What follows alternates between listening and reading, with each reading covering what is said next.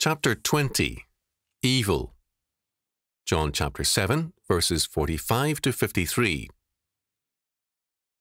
Then came the officers to the chief priests and Pharisees, and they said unto them, Why have ye not brought him? The officers answered, Never a man spake like this man. Then answered them the Pharisees, Are ye also deceived? Have any of the rulers or of the Pharisees believed on him? But this people who knoweth not the law are cursed. Nicodemus saith unto them, he that came to Jesus by night, being one of them, Doth our law judge any man before it hear him, and know what he doeth? They answered and said unto him, Art thou also of Galilee? Search and look, for out of Galilee ariseth no prophet. And every man went unto his own house. John chapter 7, verses 45 to 53. In this text, we come face to face with the fact of evil and its enormity. Mankind is, in the main, unwilling to acknowledge the true nature of evil. In the 20th century, a higher percentage of mankind has been killed by war, mass murder, torture, slave labour camps, famine, religious persecution, and so on than ever before. And yet we boast of our high civilization and our enlightenment. Not only that, but during the long butchery and horror of the Soviet Union, politicians, intellectuals, the media, many of the clergy, educators and more insisted that the Soviet Union was a great and noble experiment, the greatest of its kind in history.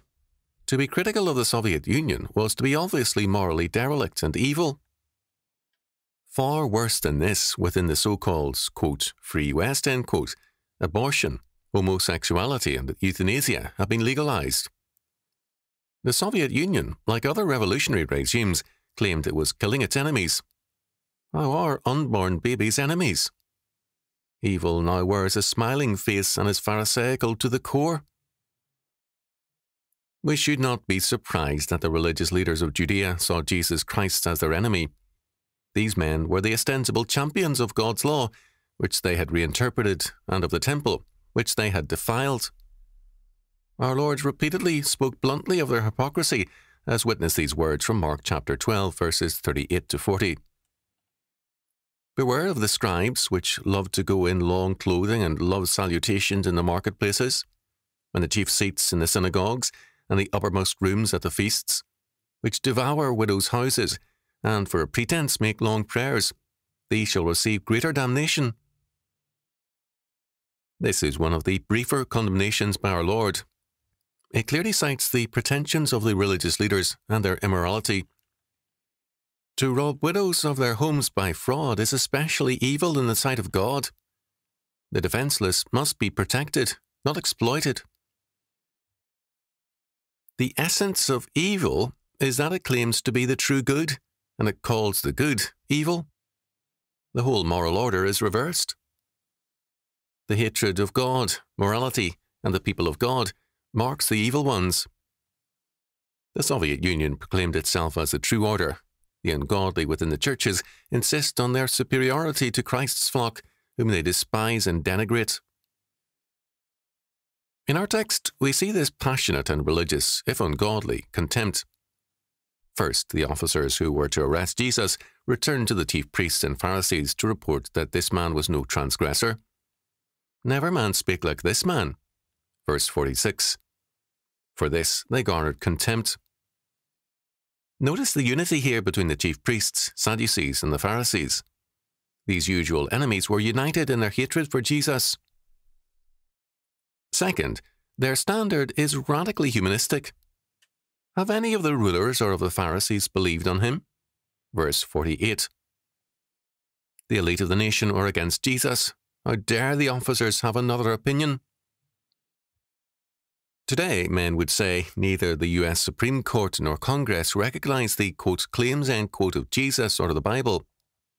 It is the superstitious people who do. Third, the leaders recognized that the people largely believed in Jesus. So, this people who knoweth not the law are accursed. Verse 49. The people, whose leaders they ostensibly were, received only contempt. Today, those who proclaim democracy most are least ready to respect the people. They use and abuse them.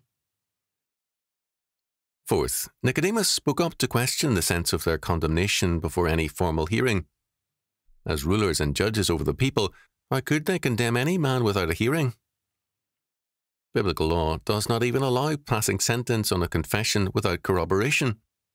How then could they speak as they did? Fifth, the people are called cursed, verse 49. In effect, these leaders were excommunicating the whole nation without going through the open procedure of doing so. Unless the people obeyed them, the people were nothing. If they followed them, the people were still stupid fools in their eyes. Sixth, the people are described as ignorant of the law, verse 49. In reality, the people were very well educated in the law. It was the Pharisaic additions to it and the Sadducean beliefs regarding it that the people did not know. An American may know the U.S. Constitution very well and yet be remarkably ignorant of the U.S. Supreme Court's reinterpretations of it, but this does not make him ignorant of the fundamental law of the land. Seventh, the rulers had challenged the officers, saying, "Have any of the rulers or of the Pharisees believed in him?" Verse 48. Almost at once, Nicodemus challenges their attempts against Jesus as lawless, undermining their statements that Jesus had no worthy supporters. As a result, they were contemptuous of Nicodemus. They said, in effect, that anyone who disagreed with them could have no standing. This is still a common tactic.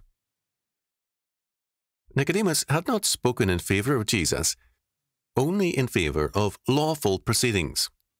He insisted on justice, not lynch law. They refused to acknowledge that Nicodemus was right. They chose instead to interpret his remarks as a defense of Jesus, a defense because Nicodemus insisted on justice. We are again face to face with evil and its intense self-righteousness.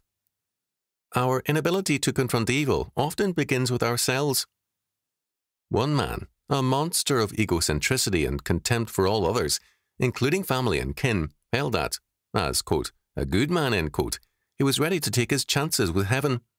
He could not understand how God could reject him, given his track record. If we fail to appreciate our own sinful dispositions, we will hardly be able to recognize the dimensions of sin in the world around us. Too many people, faced with evil, collapse because such knowledge is too much for them. The vision of evil is a terrifying one because it makes too clear the enormity of what is against us. Evil can only be counteracted by the vision of God in Christ. Evil cannot accomplish more than God permits.